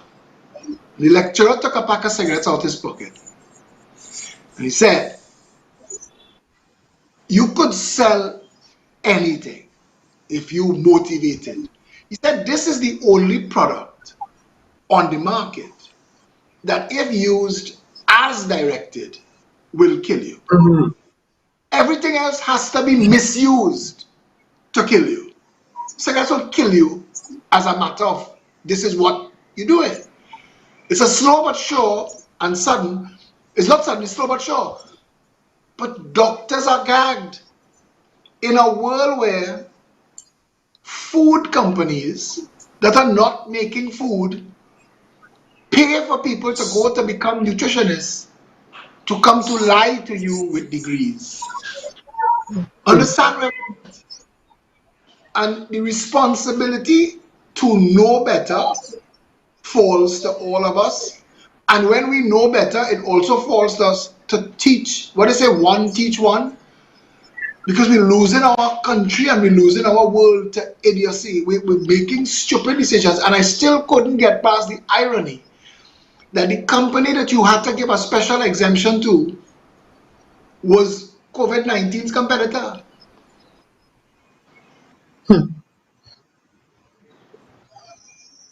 That's our reality. No words. Sip some tea. You have to sip some tea. My tea is cool right now, but the story is still very hot. And I wanted to touch on Mr. Stuart Young. I didn't get to touch on him yesterday. Please don't forget we have a poll running. I just knocked down my water. Do you believe that the media is biased against Keith Rowley and his government? Don't forget we have an extra response this morning because we are having fun this Friday, so I'm really looking forward to see your answers on that. Actually, let me open up the poll to make sure that Satish did include that particular answer as an option. I think "Oh Please" was supposed to be one of the responses that you can select from. But I wanted to touch on Stuart Young, who has come out in the public and said that he will not be, or give me a break. So the answers are yes, no, or give me a break. I'm going to vote now myself. Won't tell you what I voted, so as to influence your own choice. But Mervyn Stuart Dillon, cricketer, has been selected to represent PNM. The PNM and the UNC are racing to see who could put names in seats to get votes that you don't know. I somebody asked, what's Sharon's wife name? What? Rachel, Ria Rachel. Watch was Rachel Sukde on the platform. Watch for Trevor says. Trevor will get it on, you know. Somebody will take Trevor. Somebody taking Trevor. Let me Not take this once. one. Hello, good morning. You're live on Pep Talks in the morning. Hi, good morning. Good morning. Good morning, Mr. Alexander, and everybody else on the panel. I Morning. would just like to ask a question to Mhm. Mr. Alexander. Mr. Alexander, do you know about a company called Bronco? I have been watching the announcement of the trains. I'm not taking it on. I'm not trying to give it mileage. I do not know if that is a real thing or if somebody trying a thing. Are you aware if it is real? Yeah, I saw the ad and I saw the job opportunities for the ad for the company, and it's based in Big Martin. Well, I want to tell you something, eh? So, Before they shut down Petrotrain, they were advertising for people to fill the positions in the newly reopened barrier. So these people, they're capable, and I'm telling you, they're under the surface, and I'm seeing it. We've spent $500 million on a study. The day in Harvard that just blocked me for asking Asha Javid to put out, please, the contract that Stuart Young show you. They block me for Asha, no problem. But they have questions to answer about the rapid rail and the $500 million study, and Dane could tell we about that because he was involved in that. And this is Trinidad and Tobago. You, and thank you very much for the call, though. You have any more questions? Still there? yeah, listen. Any more Yeah, questions after well, this? Or I have seen it as a something to benefit the country after COVID. This is what they say. So I don't know your thoughts on it. So I just wanted to find out more. Thank you very much. all right, caller. Thank you for calling in. We can't maintain bus, we can maintain our train. So what we're gonna do? Bill over the train tracks we already had? The train tracks we had made billionaires of people. You know. The train tracks was stolen. A big company in Trinidad and Tobago that has spent millions of dollars in advertising was taken before the courts quietly for stealing Tantique stick fields. You know. If Wow. you really understand the level of white collar criminality, people passing you on the road and splashing you driving the Porsche Cayenne, and you know how much money they thief to buy that, you know. The vast majority of people in this country, especially the suddenly wealthy, cannot explain their wealth, you know. And people tell me all the time, brother, the average person, when they hear you speak, or any of the frontline members of your party, they know you will fix Trinidad and Tobago. But there are business people who are scared to death of you. And I said that the only people who should be scared to death of me are people who are in white collar crime. Indeed. Let's take this. Hello, good morning. You're live on Pep Talks in the morning. Hello. Morning. Hello. Yes. Good morning. Huh? You're Good live morning. on Pep Talk. You have something to contribute? Flower. What's that? Sorry. Hamper. Oh, are you Oh, calling for a hamper? Yeah. Oh, sorry. Apologies. I'm actually live on Pep Talks in the morning right now. That's a morning program I do every morning from 8 to 10. And unfortunately, we do not have any more hampers to give out right now. But I will take your name and number off air. I'll call you after 10 and see if we can possibly raise some funds to assist you with one if we can. Yeah? No, I no was in problem. an All right. I was in an exchange between Rhoda Barrett and Fuad Abubakar on Facebook. Oh And my, please. Detail. if if nothing tells you the circus that the PNM is, if the PNM and the UNC candidates that have announced so far win, our parliament will be a joke to the world. It would. a And renouncement can Trinidad you give me passport. some context? Can you give me some context around that exchange? Because I want to see, and I mean, I've been Rhoda hearing. Barrett asking Fuad Abubakar when did he join the party and who nominated him, show the party his party card. I'm saying, and Fuad Abubakar tell her he not talking out of turn, the leadership will answer for him.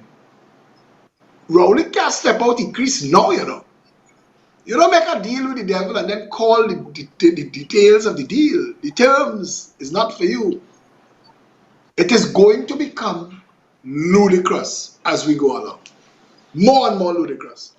Imagine. What I wonder though, Kezia and Philip, I mean, watching for example, when Delcy Rodriguez first came to this country in March, knowing that she has sanctions against her, knowing that the plane has sanctions, finding out who were the members of her delegation, the first thing that I wondered is, and this was before I was reminded of the Rio Treaty, I was wondering what is the United States position and under other international allies of Trinidad and Tobago, what are they thinking when they look at us right now? When they look at us bring drug dealers and people accused of narcotic crimes and smuggling narcotics, what do they think when they are meeting with our highest office holders?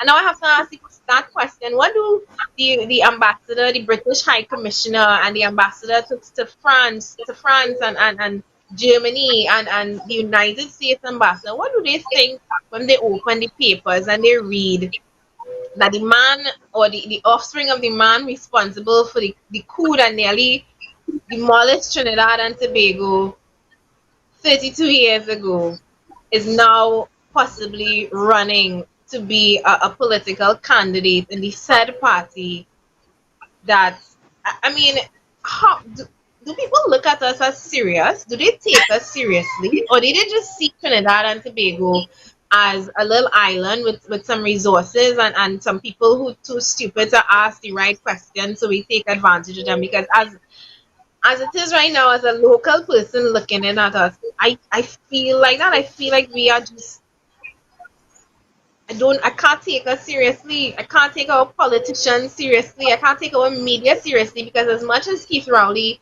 thought that he was being attacked and that the media was being I biased stand. towards him, I stand. they still didn't ask the question that I would have asked, which is if you met with Dulcie Rodriguez and Chavez, did he sit down silent in that meeting while you and her spoke? If he did Listen not now, have anything to do with that meeting, why was he there?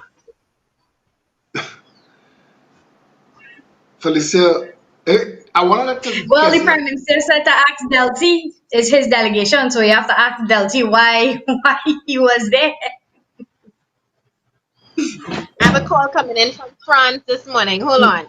Hello, good morning. You're live on Pep Talks in the morning. Hi, Lisa. Hi, is this my French Calling. caller? Yes. Yes, I have a new caller from France. Good morning to you, darling. How are you? I am Hello to the other two people. yes, Kezia and Hello. Philip. Good Yes. morning. Yeah. Well, I'm just two questions, two comments. Well, first of all, I would say that what you just said about people, about the governments looking at Trinidad at the moment, I think that they actually have so much on their minds with the COVID and their country and our country, let's say in France as well. They have so much chaos going on as well. It is not easy here. And I don't think you should really wonder what they're thinking about you because they have pressure and they are not saints either.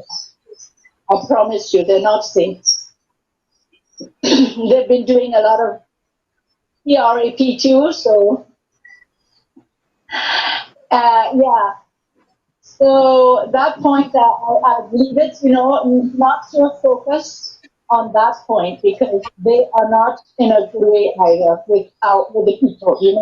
The yellow jackets have calmed down, but people are just waiting to uprise again. Okay? And other than that, one thing I learned from living in Europe is that you have to think about winter and think about when you don't have things. And that is one of the problems in Trinidad and the West Indies, is that you always have abundance. So I would say that, the water situation in Trinidad, when we were younger, we bathed in buckets. That's a lot. And I have told I know, and I've told my children because I have the intention of coming back. I said, listen, you only get water 3 times a week in Trinidad, so get ready for that, So I have to tell them everything that they have to get ready for. But it's nothing that I have to learn because it's the same thing that I lived in 40 years ago as a child. That's the sad part, having to come back to a country that hasn't moved at all in that direction. So anyway, but I still love Trinidad, and I think it's one of the greatest countries because of this social intermingling, and Trinidad is it's a good place, So even with all the PRAP, it's a good place. It is. Trinidad Trinidad's a good place to go. We just have disgusting leaders. I'm sorry to put it like that. That is the only problem with Trinidad. I understand her. She's having a long distance relationship with Trinidad. That you could do. Up close and personal. Ask Kezia. Kezia don't live here. Kezia lives in Canada. Kezia has been stuck here for COVID-19. Ask Kezia the things that she's had to relearn to put up with in Trinidad. The water. A lot of things. A lot of things. Filling out a grant.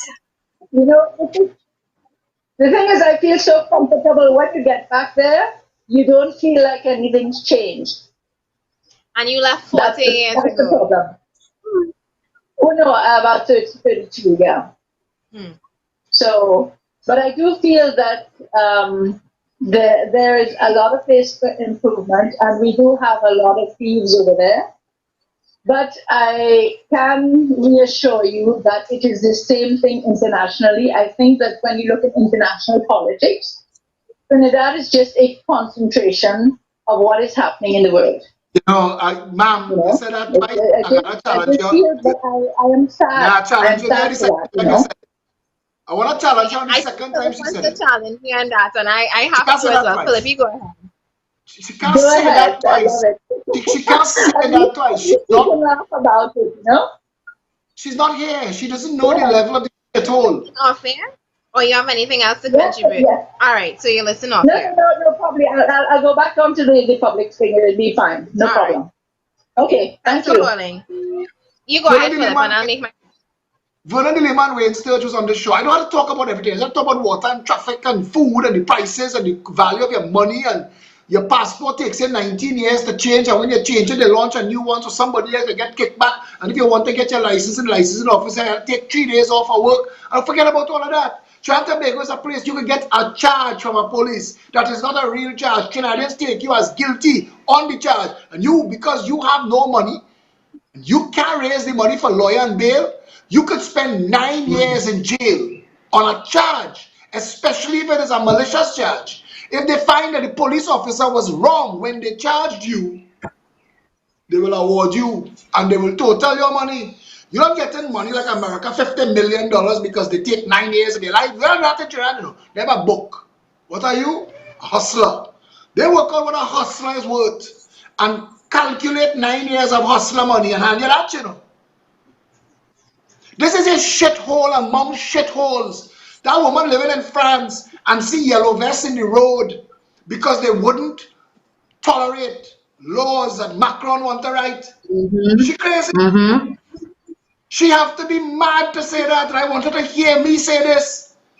This is a country that couldn't be more broken.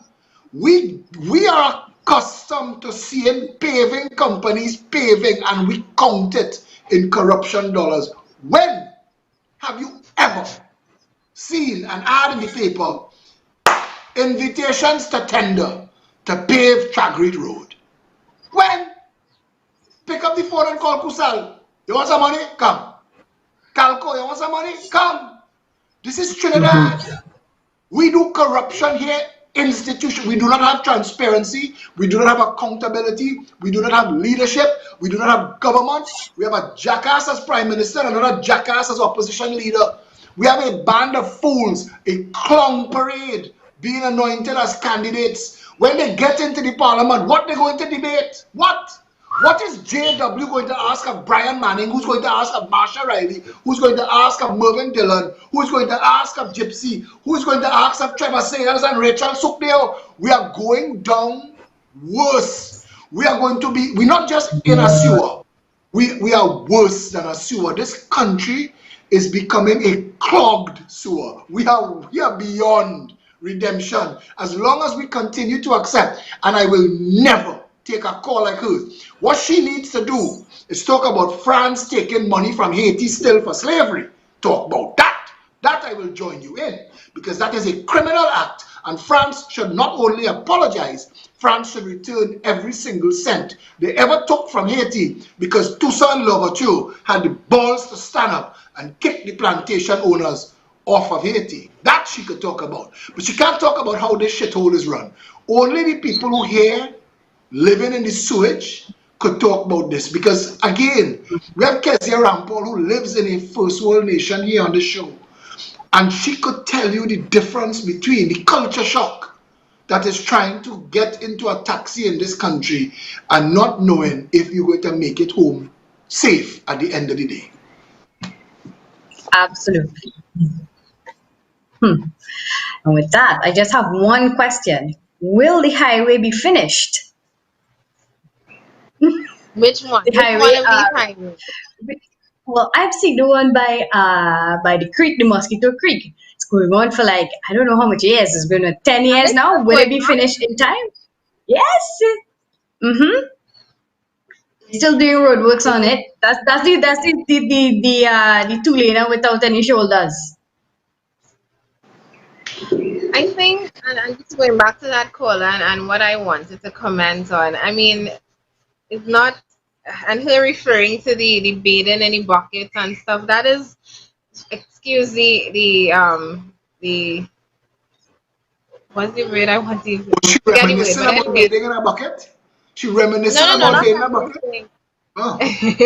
I'm saying that it's literally a drop in the bucket in terms of every of the problems, the real underlying problems that face Trinidad and Tobago, and everything that you said, Philip. I was talking to somebody the other day and I was asking them, tell me one particular office in this country, one particular public service, one particular arm of the government that works, that you walk in there and if things go perfectly, you're not surprised. But I've been through that. I remember going 1 year to renew my license, and the photo, the machine to take out your picture was actually working.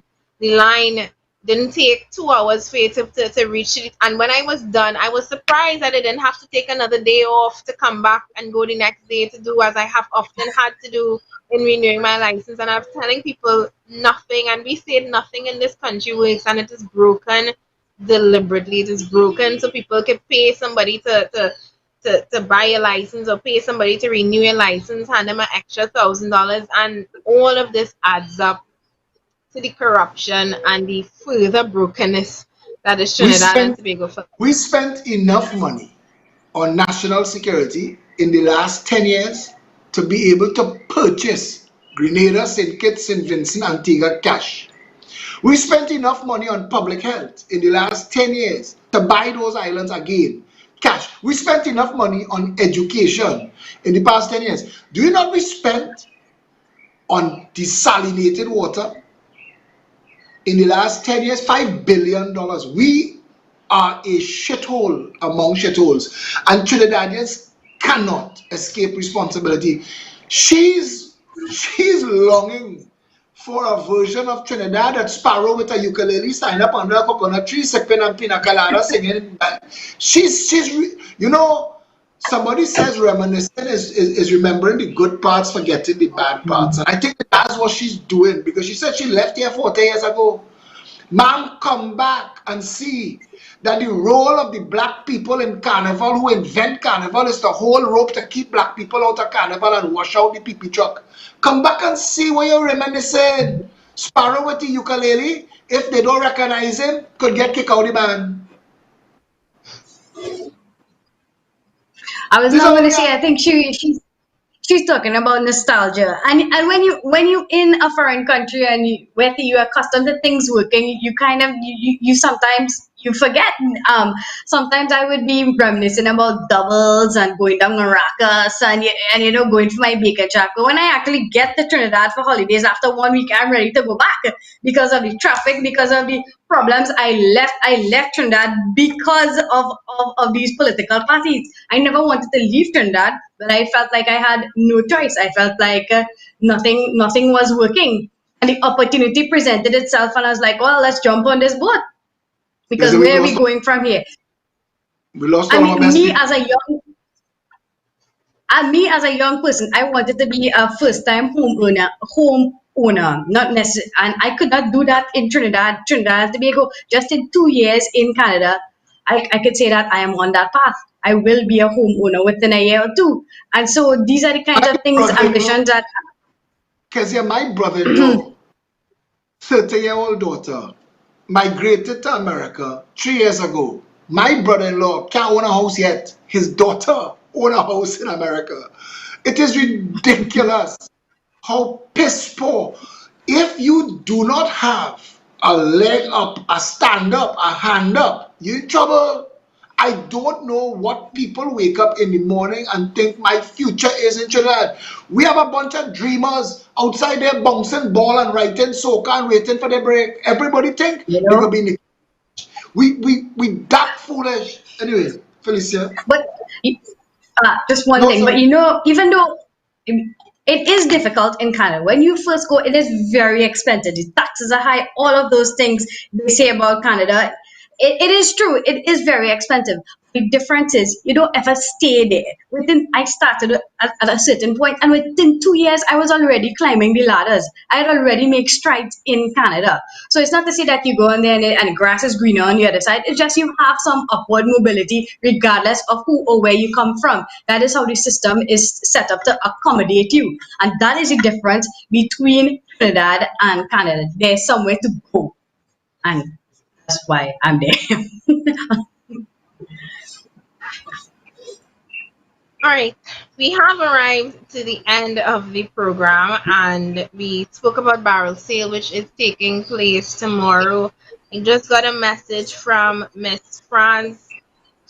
Please tell. I don't think he's embarrassing you, darling. I think he's just trying to debunk what you are saying, which for us living here in Trinidad and Tobago and facing the reality of everything that we are living. I send all my love, but I need her to not lead people astray, because what Kezia was saying just now, you pay taxes in Canada, but what you pay for, if they don't deliver, you could take them to task. She knows that if she put out her green dustbin tomorrow with the bottles and the cans, the person to pick that up. She knows that if her car breaks down, she step on, she sit on a bus that say the bus coming at 6:20. If it's not there at 6:21, she ready to make noise. In Trinidad and Tobago, if they tell you the bus coming 6:20, if you in that bus station the next day and the bus reach you happy, this is a country where Hey, you I call miss the a bus. I Kezia, miss this a is a bus country because you call the ambulance. You quicker get a TNTech truck pass and pick you up. It is not a real place. So tell the lady Felicia that I'm not trying to embarrass her. I want her to remember this is not an easy place to live. If you fall sick and you require an ambulance and the ambulance surprisingly comes on time and takes you to casualty, and casualty surprisingly takes you in time and gets you into the ER, and that surprisingly happens on time, the doctors show up and they can't find the blood that you need or the medicine that you need, and you're still going on there anyway.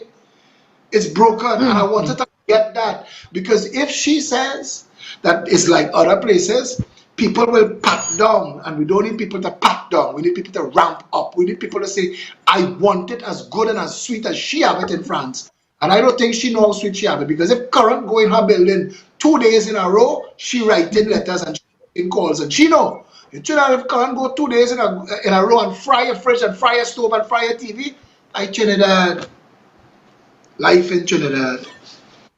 This is a country where you call the ambulance today, they don't come, and they call you back tomorrow to ask if you still need it. Still need Anyway, it.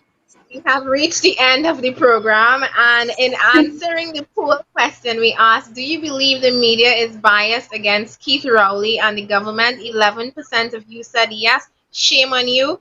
48% of you said no, and 40% of you said give me a break. Thank you for joining us.